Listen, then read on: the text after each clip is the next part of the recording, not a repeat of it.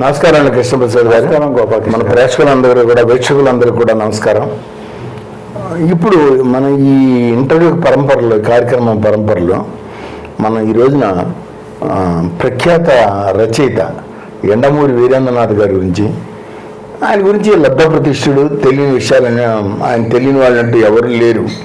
ఎందుకంటే ఆయన ప్రముఖ నవలా రచయిత, మోటివేషన్ స్పీకరు, తర్వాత సినీ డైరెక్టరు, కథకుడు, యాక్టరు, చాలా సినిమాల్లో ఆయన రాసిన నవళ్ళు చాలా సినిమాల కింద కూడా వచ్చాయి. కనీసం ఒక 10-15 సినిమాలు వచ్చి ఉంటాయి ఆయన రాసిన నవల్స్లో. ఆయన గురించి మన ప్రేక్షకులకి తెలియని విషయాలన్నీ తెలియజేయవలసిందిగా మిమ్మల్ని కోరుతున్నాను.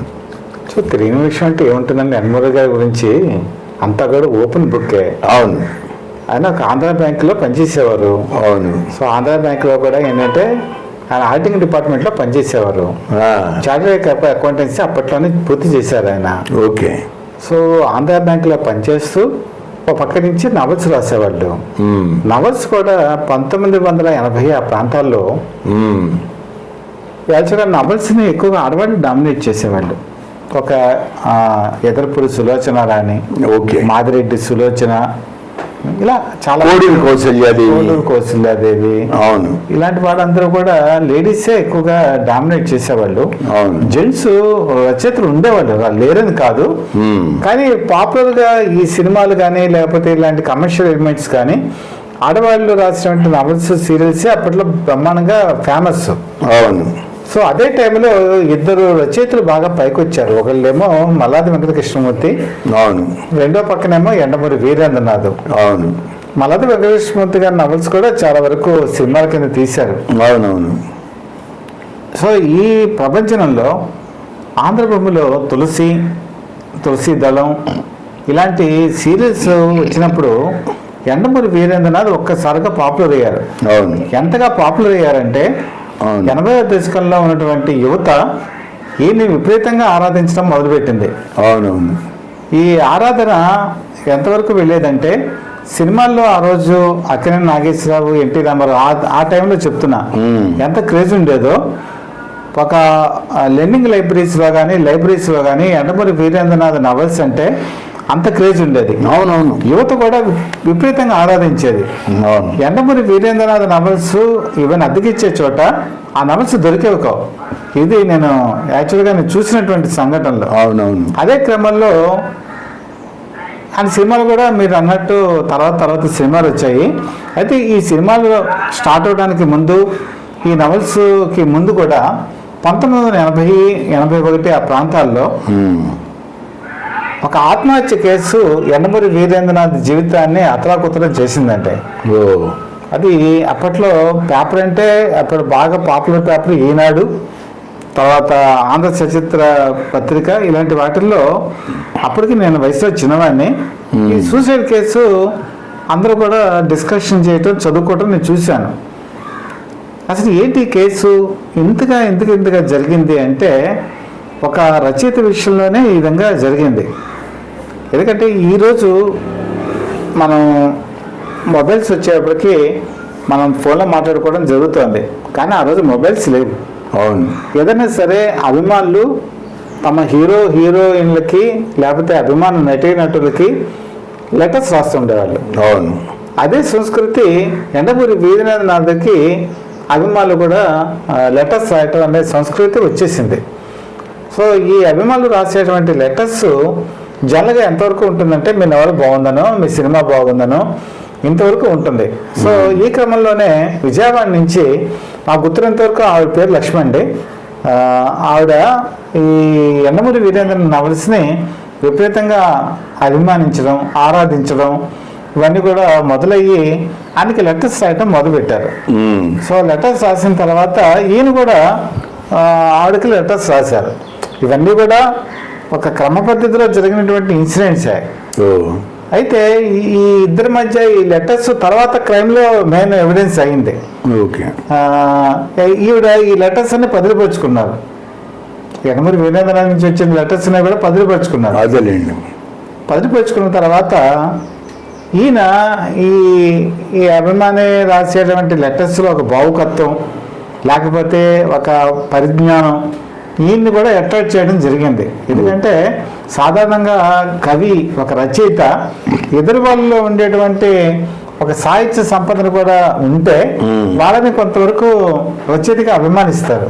అందులో తప్పలేదు. అప్పటికే ఈయనకి పెళ్లి కూడా అయింది, అప్పుడే బ్యాంకులో కూడా పనిచేస్తున్నారు ఆయన. అవునవును. సో ఈ క్రమంలో భాగంగా ఏమైందంటే ఫోటో కూడా వాటికి పంపించడం జరిగింది. అభిమాని ఫోటో కూడా పంపించారు. అవును. ఆ ఫోటో చాలా అందంగా ఉంది. అంటే సరే ఈయన కూడా తన రాసేటువంటి లెటర్లో జనక రచయితకు ఉన్నటువంటి ఇది ఉంటుంది కదండి, ఆ కళ్ళు బాగున్నాయనో లేకపోతే ఏదన్నా అలా భావుకత్వం అనేది వెతుతుంది. సో ఈ యాక్చువల్గా జరిగిన విషయం ఏంటంటే ఈ అమ్మాయి పంపించిన ఫోటో అసలు అమ్మాయి ఫోటో కాదు, వేరే ఫోటో పంపించింది. ఎందుకంటే ఆ రచయితకి తన మీద ఉన్న అభిమానం పోకూడదనో లేకపోతే తను అందంగా ఉన్నానని చెప్పుకోవడానికనో తన ఫోటో కాకుండా వేరే ఫోటో వాడింది. ఆవిడకి తెలియని తనమని అనుకోవాలి నాకు తెలిసినంత వరకు. ఓకే. ఈ క్రమంలో భాగంగా ఏం జరిగిందంటే ఇది విజయవాడలోనండి ఆవిడ ఉన్నది. ఆవిడ ఆ టైంలో ఉన్నది విజయవాడ. ఓకే. ఈయన ఉన్నది హైదరాబాద్. ఈయన హైదరాబాద్ నుంచి విజయవాడకి ఒక సాంస్కృతిక కార్యక్రమంలో భాగంగా విజయవాడ వస్తున్నానని చెప్పి లెటర్ రాశారు. విజయవాడ వస్తున్నానని పలానా నేను లాడ్జీలో ఉంటున్నాను అని చెప్పి ఇలా కలుద్దామని చెప్పి ఈయన లెటర్ రాశారు. అంటే తన తన ప్రోగ్రామ్ వివరాలు తెలియజేశారు. మరొకసారి చెప్తున్నాను, ఈ టైంకి మొబైల్స్ లేవు. అవునవును. ల్యాండ్ లైన్ ఫోన్ కూడా చాలా అరుదు. చాలా మందికి ల్యాండ్ లైన్ ఫోన్స్ లేవు. ఇది 80 ప్రాంతాల్లో జరిగిన విషయం. ఒక గవర్నమెంట్ ఆఫీసుల్లోనూ పెద్ద పెద్ద డబ్బు గల వాళ్ళకి మాత్రమే ల్యాండ్ లైన్ ఫోన్స్ ఉండేవి. ఈవిడ ఒక సామాన్య మధ్యతరగతి మహిళ. ఈవిడ ఏం చేసిందంటే ఈయన ఉంటున్నటువంటి లాడ్జీకి ఈయన చూడటానికనే వచ్చింది. ఓకే. యాక్చువల్గా ఆ టైంలో ఎండమూరి వీరనాథ్ ఒక్కడే లేరండి, అంతపాటు ఒక ఫ్రెండ్ కూడా ఉన్నారు. ఆ రూమ్లో ఇంకో ఫ్రెండ్ కూడా ఉన్నారు. అయితే వచ్చినప్పుడు ఈవిడ ఫోటో వేరు, ఈవిడ వేరు. అయితే ఆ విషయంలో ఎండమూరి వీరనాథ్కి కోపం వచ్చింది. ఎందుకంటే తన ఫోటోని తనకున్న అందాన్ని చెప్పుకోవడంలో తప్పులేదు, దేవుడిచ్చింది అది. అవును. ఈయన ఏం చేశాడంటే ఆ కోపంలో ఆ అభిమాన్ని మందలించాడు ఆయన. ఈ ఫోటో కాకుండా వేరే వాళ్ళ ఫోటో ఎందుకు పంపించావు, నీకున్నటువంటిది దేవుడిచ్చింది నీదే కదా అన్న భావంలో ఈయన మాట్లాడాడు. జనగా ఎండమూరి వీరేంద్ర నాథ్ మాట కొంచెం కరుగ్గానే ఉంటుందండి. మీరు ఆయన చెప్పినటువంటి ఇంట్రెస్ట్ చూడండి, లేకపోతే ఎప్పుడైనా సరే ఆయన మాట్లాడే విధానం కొంచెం కరుగ్గానే ఉంటుంది, కానీ ఆయన మనసు మాత్రం మంచిదే. అంటే భావం వేరుగా ఉంటుంది చెప్పే విధానం. సో ఈ టైంలో ఆవిడ హట్ అయింది. హట్ అయ్యి ఏం చేసిందంటే ఇంటికి వెళ్ళిపోయింది. ఇంటికి వెళ్ళిపోయి ఏం చేసిందంటే ఒక సూసైడ్ లెటర్ రాసి ఆత్మహత్య చేసుకుంది. నాకు తెలిసి హ్యాంగ్ చేసుకుందండి. ఎందుకంటే ఇప్పుడు ఈ వివరాలు యూట్యూబ్లో ఎక్కడా కూడా మీకు సాధారణంగా దొరకవు. నాకున్నటువంటి ఆ రోజు పేపర్లో చదివిన మెమరీ పవర్ బట్టి మాత్రమే చెప్తున్నాను. యాక్చువల్గా కొన్ని ఇన్సిడెంట్స్ కొంత అటు ఇటుగా కూడా ఉండొచ్చు. నాకు గుర్తున్నంత వరకు నేను చెప్తున్నానండి. ఎందుకంటే ఈరోజు ప్రేక్షకులు తెలియాలనే ఉద్దేశంతో. సరే ఏమైంది, పోలీస్ కేసు నమోదైంది. పోలీస్ కేసు నమోదైన తర్వాత అప్పటికే బాగా పేరు వచ్చేసింది. వస్తే పేపర్లో ఒకసారి ఆయన మీద ఇంకా వ్యతిరేకమైనటువంటి వార్తలు వచ్చేసాయి.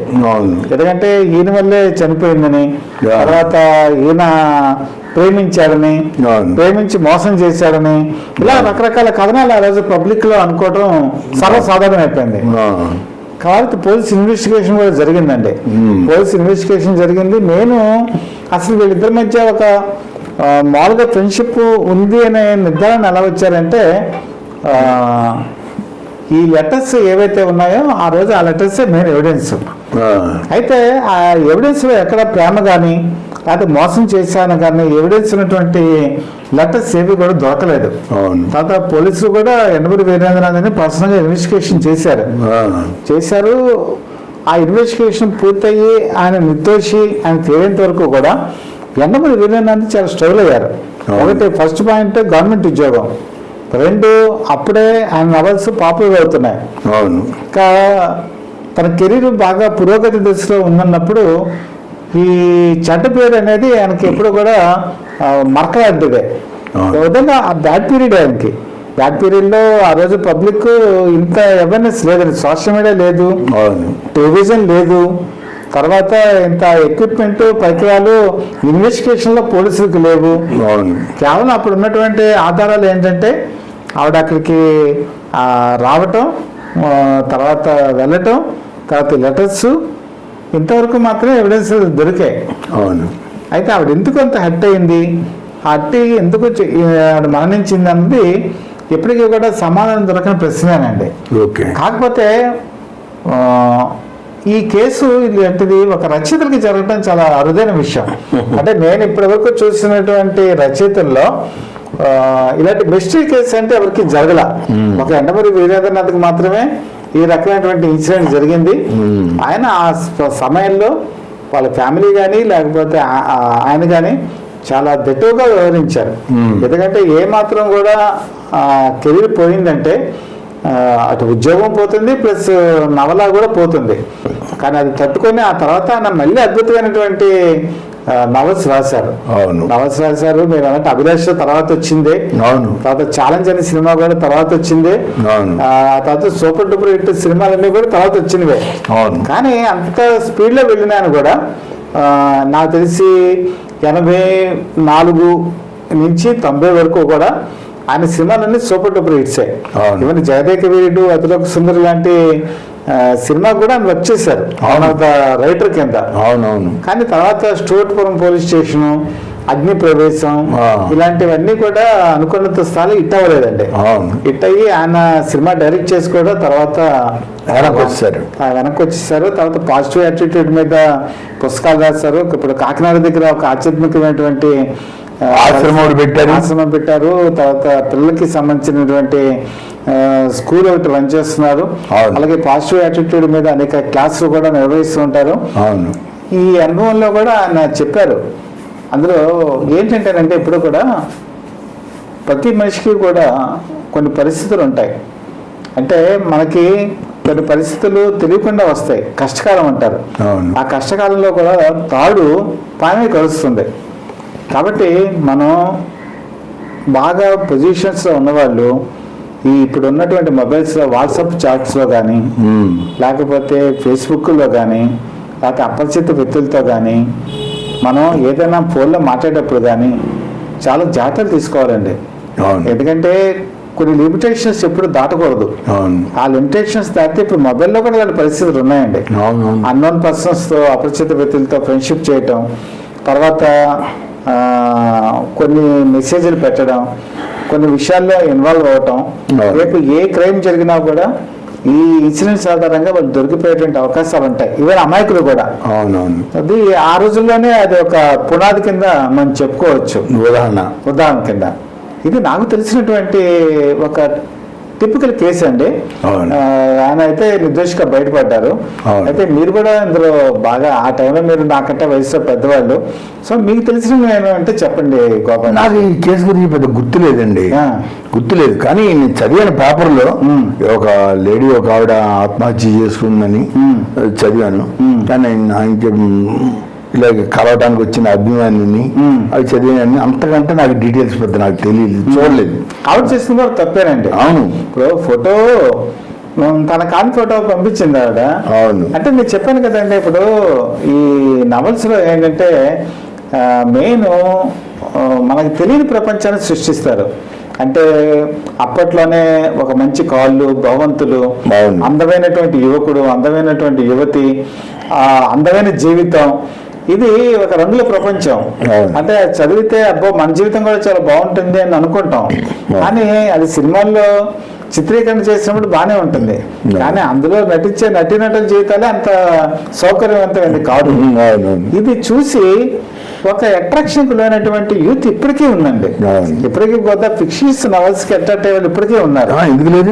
ఈవెన్ పిచ్చిగా అభిమానించేటువంటి అభిమానులు, రచయితలకి ఉండే ఫాలోయింగ్, అలాగే నటీనటులకు ఉండే ఫాలోయింగ్, ఇవన్నీ కూడా ఇప్పుడు కూడా అలాగే ఉంటాయండి. ఇందులో మీకు ఇంకో చిన్న ఇన్సిడెంట్ కూడా చెప్తానండి. ఇప్పుడు ఒక లెటర్స్ రాయటమే కాదండి, ఇప్పుడు మన కారు ఉందనుకోండి, వెహికల్స్, వెహికల్స్ ఎవరికైనా ఇచ్చినప్పుడు కూడా చాలా డేంజరేనండి. మీకు ఇలాంటి ఇన్సిడెంట్ మైపాడులో ఇద్దరు లేడీస్ బీచ్ దగ్గర చనిపోయారండి. అవును, చంపబడ్డారు. అవును, మర్డర్. వాళ్ళిద్దరి పేర్లు కూడా రాణి అని వస్తుందండి. అవును, వాళ్ళిద్దరి పేర్లు కూడా చివరిలో రాణి అని వస్తుంది. వాళ్ళిద్దరిని కూడా మైపాడ్ బీచ్ లో మర్డర్ చేయబడ్డారు. మర్డర్ చేయనప్పుడు ఒక కారు దొరికిందండి. ఒక కారు దొరికింది. ఆ కారు ఎవరిదో ఎంక్వైరీ చేస్తే సినిమా నటుడు పద్మనాభంది.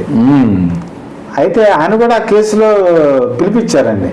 పిలిపిస్తే అందులో ఏమైందంటే ఆ ఇద్దరు అమ్మాయిలకి అంటే వేరే వాళ్ళు ఎవరికో ఆ కారు ఆయన ఇచ్చాడు. ఆయన ఆ కారు ఆ బీచ్ లో వాడారు. కానీ ఆ కేసులో మర్డర్ కేసులో ఆయనకి సంబంధం లేదని తర్వాత వదిలిపెట్టేశారు. అంటే ఎప్పుడు కూడా మన సంబంధించిన వస్తువులు కానీ కాళ్ళు కానీ కూడా మనకి ఫ్రెండ్స్ అయినా కూడా ఇవ్వటం కూడా డేంజరే.